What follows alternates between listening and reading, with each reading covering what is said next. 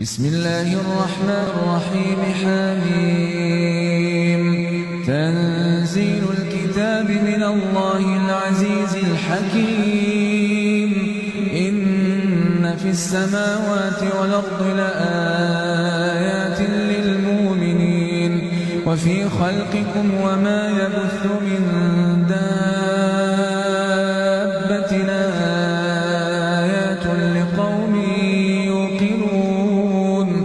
واختلاف الليل والنهار وما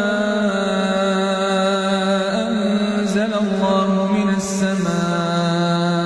من رزق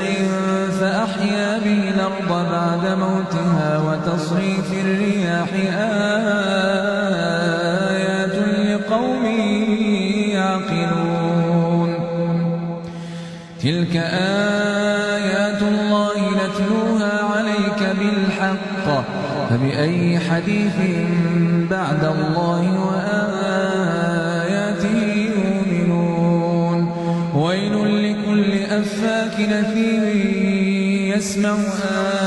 آيات الله تتلى عليه ثم يصر مستكبرا كأن لم يسمعها فبشره بعذاب أليم وإذا علم من آياتنا شيئا اتخذها هزؤا أولئك لهم عذاب مهين من ورائهم جهنم ولا يغني عنهم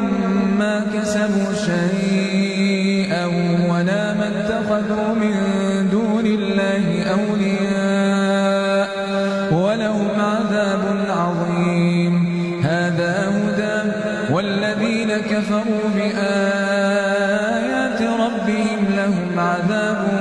من رجز أليم الله الذي سخر لكم البحر لتجري الفلك فيه بأمره ولتبتغوا من فضله ولعلكم تشكرون الله الذي سخر لكم البحر لتجري الفلك فيه بأمره ولتبتغوا من فضله ولعلكم تشكرون وسخر لكم ما في السماوات وما في الأرض جميعا منه إن في ذلك لآيات لقوم يتفكرون قل للذين آمنوا يغفروا للذين لا يرجون أيام الله ليجزي قوما بما كانوا يكسبون من عمل صالحا فلنفسه ومن أساء فعليها ثم إلى ربكم ترجعون ولقد